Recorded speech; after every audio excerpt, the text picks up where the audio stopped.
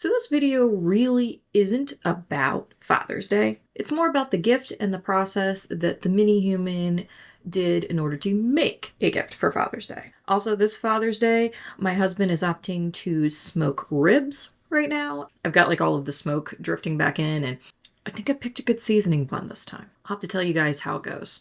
Also, I should put a trigger warning here. This video may make you go, "Daw." This is less of a tutorial video this run around, is more of a talking about the creative process.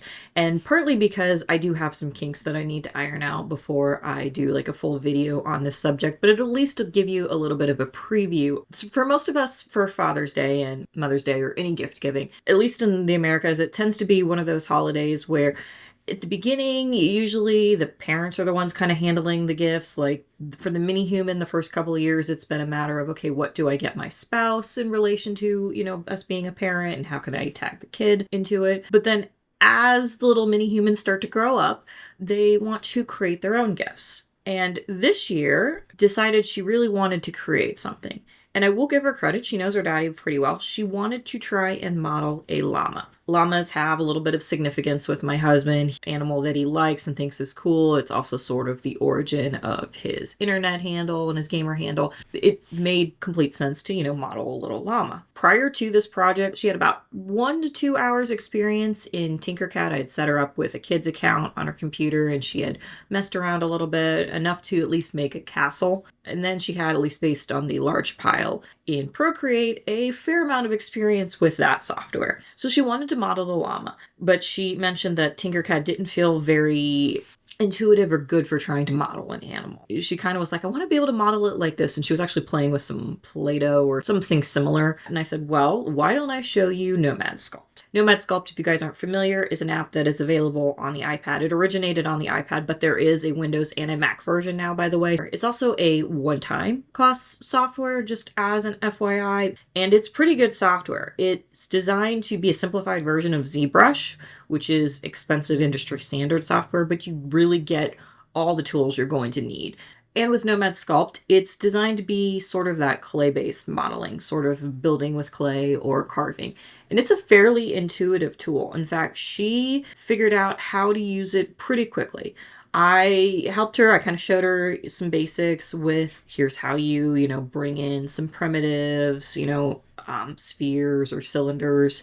And then from there, it was a matter of really just turn symmetry on and off, how to build up with the clay brush. So like adding on additional texture, how do you carve away so that you can add little details or take away clay, and then like the smoothing tool. Like that really was it. She used a couple of tools, and just in the span of really, I want to say an hour or so, and I think my teaching time was maybe about 15 minutes if I add on like the occasional, hey mom, can you help me? How am I supposed to do this sort of thing?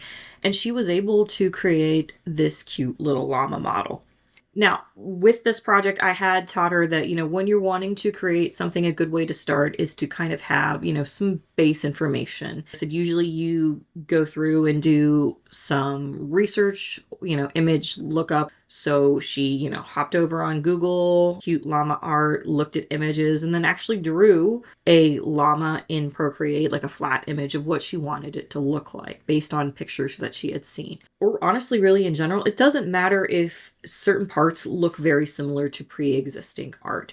This is this idea of beginner's mind. I want to create something, and I'm filling the well with lots of images of, okay, here's what llamas look like. This is what I'm like. So I'm using this to make my little drawing. And then being able to take that drawing and how do I bring it to life? But that was where she started, was creating this drawing that she then produced a little model on. And then I took the model and I exported it into Procreate. Now, the process is definitely new to me. I've not really done that before, and I think that's where I may have run into some errors that I had farther down the line. But basically, I unwrapped it and I exported it as a .obj file and then opened it up in Procreate 4. And from there, she was able to paint the model in Procreate. And she did a pretty good job, but she spent a fair amount of time and focus painting it, getting it to look like her drawing. I think she went kind of in and out looking at it, and it turned out pretty close to what she was looking at. In fact, she even wrote on the little sides of it, best dad ever, and then on the opposite side, 2026. That way Daddy knew what year she made it. And this was all decisions she made on her own. So when she had all of that done, I exported it out for her and I brought it over into Bambu. You know, when you bring in a model with Bambu, it tries to match up colors and do all of the smoothing. And this was admittedly where I ran into some issues where there was not the cleanest looking paint lines, particularly around the text. And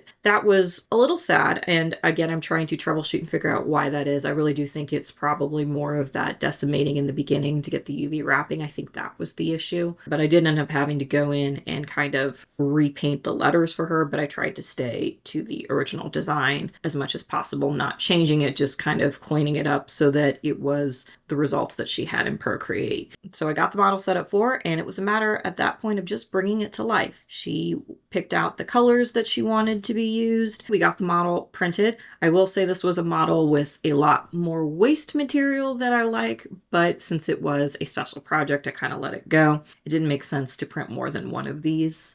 And I did try to reduce it as much as possible, but there's only so much you can do unless you've got a multi-head tool. I am holding off on a decision until the current 3D printer race of which multi-tool head is the best is decided, and then I will make my purchase. Possibly. Probably. I'm gonna have to find a home for it. But it turned out pretty good, and in fact, she even actually surprised me because I was in the bedroom getting ready for bed when it finished, and she came in and was like, "Look, Mom, it finished." She's like, "I even took it off." And she had actually pulled the model off the plate, taken the supports off, and had cleaned the bed 90%. She had a couple pieces still stuck on, and she was like, "I can't get these off." And I went looking, I said, usually I use my bench scraper for that. And I reached under the machine to get where it's stored. And she's like, "That's where that was." She's like, "I was looking for it and I couldn't find the scraper to get those off." And it dawned on me, I was like, "Wait, you know to scrape the bed to get them off?" She's like, "Of course you use the bed scraper to scrape the plate clean." And I was like, "Oh, achievement unlocked." It's kind of crazy how much of a sponge they are. Like the amount of things they pick up just paying attention to you. But I learned a couple of things in this process that I wanted to share with you guys. And that is definitely this idea of don't worry about how things are going to turn out. The goal with this is to bring something to life. It doesn't have to be perfect. I think that honestly is one of the biggest things I think that really gets in people's way sometimes with creating things. Not only this, it's not going to look the way I want it to turn out, but also this, I have to have this perfect tool. How many of us, at least if you play around with Procreate, are constantly looking for that perfect brush that's going to give you the most beautiful art? And the reality is you're not going to find it. Art comes from the artist, not from tools. That was a quote from an episode of Are You Afraid of the Dark back in the 90s, but it really does hold true that it's not the tool itself. It is the person holding the tool that brings the art to life. So stop worrying about perfection, embracing the beginner's mind, but also don't be afraid to find examples of what you're working with. Like I said at the beginning, she spent a little time looking at some llama images because she was a little uncertain how a llama looked, like their head and all of that, because we had an argument about how long the llama's neck was, and she didn't believe me that was on the longer end until she kind of looked at some photos and was like, "Oh, okay." And she's like, "I kind of like this face. Ooh, I like, the idea behind this saddle and all of that," and pulled those in. Your brain is not expected to have all of that reference information right out the bat. It's okay to go, "I like this part of this drawing. I like this part of this drawing," and use that to combine and create something new. I'm sure there are some artists going, no, you should do everything original. You cannot be inspired by absolutely anything. And I'm like, okay, you do you, boo. I mean, in this day and age when we're accusing each other of using AI to generate our art is a visual field. We build on top of information that it previously exists. In fact, our brains sort of are like AI generators if you think about it. Like we're taking images that have pre-existed and trying to formulate something new. So I just kind of wanted to show you guys this little art pipeline that was created and that it's a super easy pipeline to follow, this design, model, paint, and bring your art creations to life. Not so much to be a element of frustration if you feel like you can't seem to get there, but more as a motivation and an assurance that yes, you can. My 9-year-old can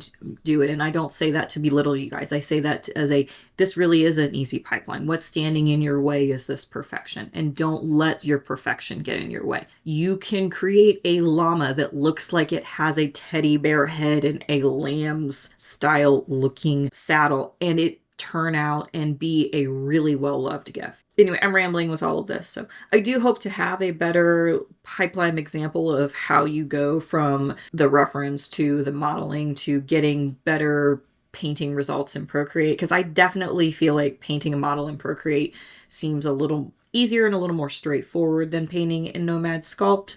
And that could just be, again, me learning kind of things. Maybe it is much easier in Nomad Sculpt and I just need to give it time. But I'm a big proponent of use the tool that works for you. Like I said, art comes from the artist, not from tools. So if one tool works better for you and allows you to produce masterpieces versus another tool that everybody says is free or better and will work better if you spend more time with it, but you're still struggling and your best you can pull off is stick figures, is that tool really benefiting you? Everybody is entitled to use what tools you want. Even if you find the need to use some large language, machine learning assisted technology to help you get over a barrier. So work with what works for you and embrace imperfections, embrace the beginner mind. And I think I'm done rambling, and hopefully this little, peek into things that are possible will inspire you guys to do more creation, as well as a happy Father's Day to all the fathers out there. And if you want to see more content like this, by all means, please hit the subscribe button, ring the bell for notifications, and if you can tap the like button to let the Eldritch algorithm know that this video was a good one. Also, just as a little bit of a plug, I am going to be participating in Craft Fest this July. It's sort of a Christmas themed craft video, and I'm going to be showcasing how to do a gingerbread doll using the M2 and then a little bit of sewing. But if you're interested in maybe getting a head start on some ideas for your crafts and Christmas projects and all that, take a look at the affiliate link that I've got below. If you decide to sign up, I do get a little bit of a kickback that helps keep the channel going. And I will see you guys next time. Bye.